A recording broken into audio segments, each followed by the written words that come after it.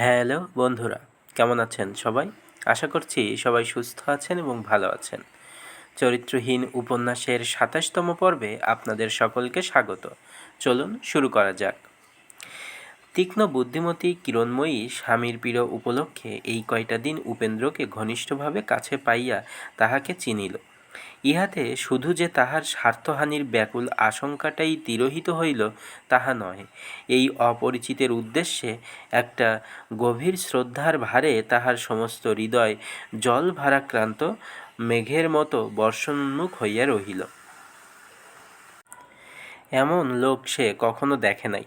এমন লোকের সংসর্গে আসিতে পারার ভাগ্য কোনোদিন সে কল্পনা করিতে পারে নাই। তাই এই অত্যল্প কালের পরিচয়েই সে তাহার ভবিষ্যতের সকল সুখ দুঃখ ইহারই হাতে নিঃশঙ্ক চিত্রে তুলিয়া দিল এবং নির্ভয়ে করিতে পারা যে কি তাহা এই প্রথম উপলব্ধি করিয়া তাহার চির কারারুদ্ধ প্রাণ যেন মুক্ত পথের আলোক দেখিতে পাইল। উপেন্দ্র প্রভাত হইতে রাত্রি পর্যন্ত থাকিয়া মুমূর্ষ বন্ধুর সেবা করিতেছিলেন। প্রয়োজন হিসাবে এ সেবার মূল্য ছিল না, কারণ হারানের জীবনের আশা আদৌ ছিল না। কিন্তু এই সেবা কিরণময়ীর চোখে তাহার স্বামীর শুষ্ক দেহটাকেও আজ অমূল্য করিয়া দিল। এই অর্ধমৃত দেহটার লোভেই অকস্মাৎ সে ভয়ানক লুব্ধ হইয়া উঠিল। তাহার আচার ব্যবহারের এই আকস্মিক অভাবনীয় পরিবর্তন মৃত্যুর উপকূলে দাঁড়াইয়া হারানো লক্ষ্য করিলেন। ছেলেবেলায় কিরণ আত্মীয়ের ঘরে মানুষ হইয়া ছেলেবেলাতেই ততোধিক অনাত্মীয় স্বামীভবনে আসিয়াছেন। স্বামীও তাহাকে একদিনের জন্য ভালোবাসেন নাই। তিনি দিনের বেলায় স্কুলে শিক্ষা দিতেন, রাত্রে নিজে অধ্যয়ন করিতেন, বধূকে শিক্ষা দান করিতেন। বিদ্যার্জনের নেশা তাহাকে এমনই গ্রাস করিয়াছিল যে উভয়ের মধ্যে গুরু শিষ্যের কঠোর সম্বন্ধ ভিন্ন স্বামী স্ত্রীর মধুর সম্বন্ধের কিছুমাত্র অবকাশ ঘটে নাই। এমনই করিয়াই এই নিরুপমা প্রখর বুদ্ধিশালিনী রমণী শৈশব অতিক্রান্ত করিয়া পরিপূর্ণ যৌবনের মাঝখানে আসিয়া দাঁড়াইয়াছিল। এমনই স্নেহ প্রেমে বঞ্চিত হইয়াই সে নারীর শ্রেষ্ঠ ধর্মেও জলাঞ্জলি দিতে বসিয়াছিল। অঘোরময়ী সমস্ত জানিতেন।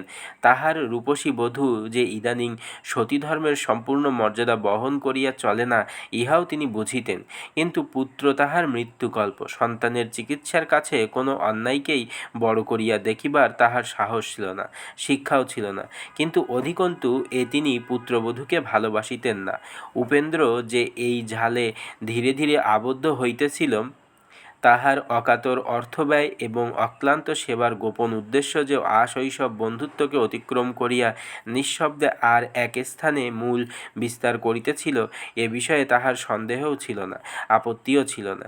কাল হইতে উপেন্দ্র আসে নাই, এই কথা অঘোরময়ী তাহার ঘরের চৌকাঠের বাহিরে একখানা জীর্ণ মলিন বালাপোষ গায়ে দিয়া বসিয়া ভাবিতেছিলেন।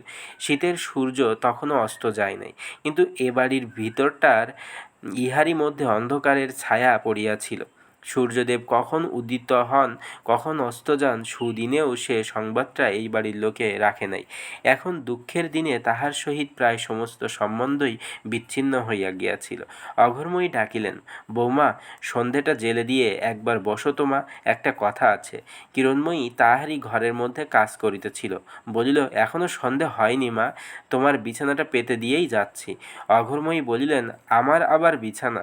শোবার সময় আমিই পেতে নেব। তুমি যাও মা, প্রদীপগুলো জেলে দিয়ে একটু ঠান্ডা হয়ে বসো। দিবারাত্রি খেটে খেটে দেহ তোমার আধখানি হয়ে গেল, সেদিকে একটু দৃষ্টি রাখা যে দরকার মা। বলিয়া একটা দীর্ঘ নিঃশ্বাস ফেলিয়া চুপ করিয়া রহিলেন। অনতিকাল পরে বধূ কাছে আসিয়া বলিতে গেলে তিনি বাধা দিয়া বলিয়া উঠিলেন, আগে প্রদীপগুলো। বধূ শ্রান্তভাবে বলিল, তুমি কেন ব্যস্ত হচ্ছ মা? সন্ধ্যের এখনো ঢের দেরি আছে। অঘোরময়ী বলিলেন, তা হোক, নিচে যে অন্ধকার, একটু বেলা থাকতেই সিঁড়ির আলোটা জ্বেলে দেওয়া ভালো। এখনই হয়তো উপিন এসে পড়বে, কাল থেকে সে আসেনি। কই বৌমা, তো এখনও তোমার তো গা ধোয়া চুল বাঁধা হয়নি দেখছি, কী করছিলে গা এতক্ষণ? শ্বশ্রুর কণ্ঠস্বরে অকস্মাৎ এই বিরক্তির আভাসে বিস্মিত বধূ ক্ষণকাল তাহার মুখের পানে চাহিয়া থাকিয়া একটুখানি হাসিয়া বলিল, আমি রোজ এমনই সময়ে গা ধুই না, কাপড় ছাড়ি মা। এখনও তো আমার রান্নাঘরেরই কাজ মেটেনি, তারপরে শাশুড়ি বিরক্ত হইয়া বলিয়া উঠিলেন, তারপরের কাজ তার পরে হবে বৌমা, এখন যা বলি শোনো। বধূ যাইতে উদ্যত হইয়া কহিল, যাই প্রদীপগুলো জেলে দিয়ে তোমার কাছে এসেই বসি। অঘোরময়ী রাগ করিয়া উঠিলেন, আমার কাছে এখন মিছিমিছি বসে থেকে কি হবে বাছা? কাজ আগে না বসা আগে? দিন দিন তুমি কীরকম যেন হয়ে যাচ্ছ বৌমা। তাহার স্নেহের অনুযোগ হঠাৎ তিরস্কারের আকার ধরিতেই কথাগুলো অত্যন্ত শক্ত ও রুক্ষ হইয়া কিরণময়ীর কানে গিয়া বিঁধিল। সেও রাগ করিয়া জবাব দিল, তোমারই আমাকে কীরকম করে তুলছ মা? সবসময় উল্টো উল্টো কথা বললে শোনা চুলোয় যাক, বুঝতেই তো পারা যায় না। কি বলতে চাও তুমি স্পষ্ট করেই বলো না। বলিয়া উত্তরের জন্য মুহূর্তকাল অপেক্ষা না করিয়া দ্রুত চলিয়া গেল। বধূর দ্রুতপদে চলিয়া যাওয়া যে কি তাহা এ বাড়ির সকলেই বুঝিত, অঘোরময়ীও বুঝিলেন। কিরণময়ী নিচে উপরে আলো জ্বালিয়া তাহার শাশুড়ির ঘরে যখন প্রদীপ দিতে আসিল, তখন শাশুড়ি কাঁদিতেছেন। তাহার কান্না যখন তখন যে সে কারণেই উচ্ছ্বসিত হইয়া উঠিত। কিরণময়ী থমকিয়া দাঁড়াইয়া বলিল, তোমার হরিনামের মালাটা এনে দেব মা? শাশুড়ি বালাপোষের কোণে চোখ মুছিয়া কাঁদো কাঁদো স্বরে বলিলেন, দাও। সে ঘরে গিয়া দেয়ালে টাঙানো মালার ঝুলিটা পাড়িয়া আনিয়া হাতে দিতে গেলে তিনি ঝুলিটা না লইয়া বধূর হাতখানি ধরিয়া ফেলিয়া একটুখানি বসো মা বলিয়া টানাটানি করিয়া নিজের কাছে বসাইয়া তাহার মুখে কপালে মাথায় হাত বুলাইয়া দিলেন। চিবুক স্পর্শ করিয়া চুমো খাইলেন এবং বহুক্ষণ পর্যন্ত কিছুই না বলিয়া কাঁদিতে লাগিলেন।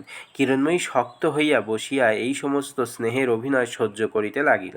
খানিক পরে অঘোরময়ী আর একবার বালাপোষের কোণে চোখের জল মুছিয়া বলিলেন, শোকে তাপে আমি পাগল হয়ে গেছি।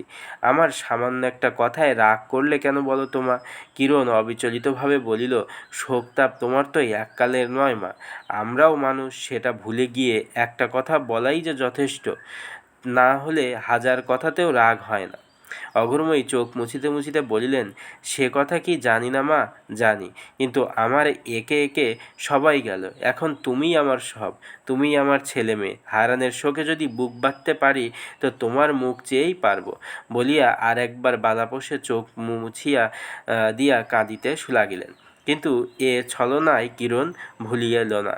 সে মনে মনে জ্বলিয়া উঠিয়াও শান্তভাবেই বলিল, তুমি কি করে বুক বাঁধবে সেটা এখন থেকে ঠিক করে রেখেছ, কিন্তু আমি কি করে বুক বাঁধব সেটা তো ভাবনি মা। আবার তাও বলি, এসব কথা এখনই বা কেন? যখন সত্যই বুক বাঁধাবাঁধির দিন আসবে তখন সময়ে টানাটানি হবে না। ও সময় এত কম করে আসে না মা, যে আগে থেকে ঠিক হয়ে না থাকলে সময়ে কুলোয় না। বধূর কথাগুলি মধুর না শুনাইলেও ইহার ভিতর যে কতখানি শ্লেষ ছিল অঘোরময়ী ধরিতে পারিলেন না, বরঞ্চ বলিলেন, সময় আসা বই কি মা। উপিন যেদিন যে সাহেব ডাক্তারকে এনেছিলেন তিনিও তো ভালো কথা কিছুই বলে গেলেন না। আমি তাই কেবলই ভাবছি বৌমা, উপিন যদি এ সময়ে না এসে পড়তো তাহলে কি দুর্দশাই না আমাদের হতো। বউ চুপ করিয়া শুনিতেছে দেখিয়া তিনি একটু উৎসাহিত হইয়াই বলিতে লাগিলেন, ওকে ছেলেবেলা থেকেই জানি কি না, নোয়াখালীতে ওরা দুটি ভাইয়ের মতো আসতো যেত, তখন হতেই আমাকে মাসি বলে ডাকত। যেমন বড়লোকের ছেলে তেমনি নিজেও বড় হয়েছে। সেদিন আমাকে কাঁদতে দেখে বললে, মাসিমা আমাকে হারানদার ছোটই মনে করবেন, এর বেশি আমার আর কিছুই বলার নেই। আমি বললুম, বাবা আমাকে কোনো একটি তীর্থস্থানে রেখে দিস, যে কটি দিন বাঁচি যেন গঙ্গা স্নান করতে করতে মা গঙ্গার কোলে আমার হারানের কাছে যেতে পারে। আর তিনি বলিতে পারিলেন না। এইবার আকুল হইয়া কাঁদিয়া উঠিলেন। বউ চুপ করিয়া ছিল, চুপ করিয়াই রহিল। তিনি কিছুক্ষণ কাঁদিয়া বুকের ভার লঘু করিয়া পরিশেষে চোখ মুছিয়া গাঢ়স্বরে বলিলেন, থেকে থেকে এই কথাই মনে ওঠে, ও যদি না এসে পড়তো। নিচে কে ডাকলে না বৌমা? বৌমা কহিল, নিচে ঝি বাসন ধুচ্ছে, কেউ ডাকলেই খুলে দেবে। শাশুড়ি অস্থির হয়ে বলিলেন, না না বৌমা, তুমিই যাও, ঝি কাজে ব্যস্ত থাকলে কিছুই শুনতে পায় না। কিরণ কিছুমাত্র উদ্বেগ প্রকাশ না করিয়া আস্তে আস্তে বলিল, আমারও কাজ আছে মা, খাবার তৈরি। অঘোরময়ী অকস্মাৎ আগুন হইয়া উঠিলেন, খাবার তো পালিয়ে যাচ্ছে না বাছা, তুমি কিছুই বোঝো না কেন গা? যে না হলে কিরণ উঠিয়া দাঁড়াইয়া বলিল, আমার বুঝেও কাজ নেই, আপনাদের আপনার লোক সবাই গেলেও যদি আমাদের দিন চলে তো উপিনবাবু না থাকলেও আটকাবে না, বলিয়া রান্নাঘরের দিকে চলিয়া গেল। অঘোরময়ী ক্রোধে কথা কহিতে পারিলেন না, এবং যতক্ষণ বধূকে দেখা গেল ততক্ষণ তাহার জ্বলন্ত চোখ দুটো আগুন ছড়াইয়া তাহাকে যেন ঠেলিয়া বিদায় করিয়া দিয়া আসিল। তারপর তিনি অত্যন্ত ক্রোধের সহিত ঝিঁকে পুনঃ পুনঃ ডাকাডাকি করিতে লাগিলেন। তাহারও সাড়া পাওয়া গেল না। সে শীতের ভয়ে সন্ধ্যার পূর্বেই ক্ষণ ক্ষণ ঝনঝন শব্দ করিয়া মাজা ধোয়া সারিয়া লইতেছিল। তাহার ক্রুদ্ধ আহ্বান শুনিতে পাইল না। তখন ঘরের প্রদীপটা হাতে লইয়া বারান্দার ধারে আসিয়া চেঁচাইয়া বলিলেন, তুই কি কানের মাথায় খেয়েছিস লা? শুনতে পাসনে? উপিনবাবু 1 ঘণ্টা ধরে বাইরে ডাকাডাকি করছেন।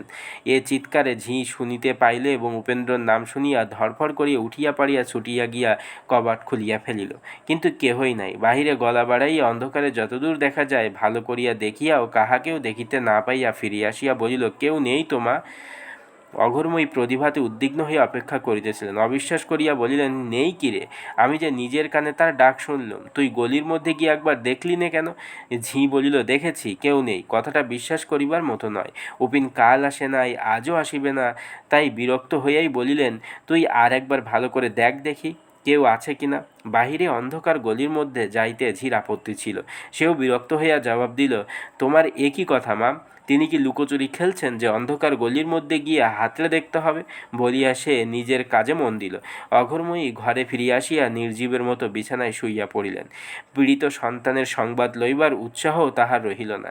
তাহার ফিরিয়া ফিরিয়া কেবলই মনে হইতে লাগিল, সে কাল আসে নাই, আজও আসিল না। সম্ভব অসম্ভব নানারূপ কারণ খুঁজিয়া ফিরিবার মধ্যে এ কথাটি তাহার কিন্তু একবারও মনে হইল না যে সে কলিকাতাবাসী নহে, অন্যত্র তাহার বাড়ি ঘর আত্মীয় স্বজন আছে, তথায় ফিরিয়া যাওয়াও সম্ভব। ভাবিতে ভাবিতে হঠাৎ তাহার মনে হইল, রাগ করে নাই তো? কথাটা আবৃত্তি করিতেই তাহার অন্তঃকরণ আশঙ্কায় পূর্ণ হইয়া উঠিল, এবং বধূর ক্ষণপূর্বের আচরণের সহিত মনে মনে মিলাইয়া দেখিয়াই সন্দেহ সুদৃঢ় হইল। তাই তো বটে, বউ যদি এমন কিছু। তিনি আর শুইয়া থাকিতে পারিলেন না, উঠিয়া রান্নাঘরের দিকে গেলেন। বন্ধুরা, আজ এই পর্যন্তই। পরবর্তী পর্ব আপনাদের জন্য আগামী দিন নিয়ে আসব। ততক্ষণ পর্যন্ত সবাই সুস্থ থাকবেন, ভালো থাকবেন। ধন্যবাদ সকলকে। শুভ সন্ধ্যা।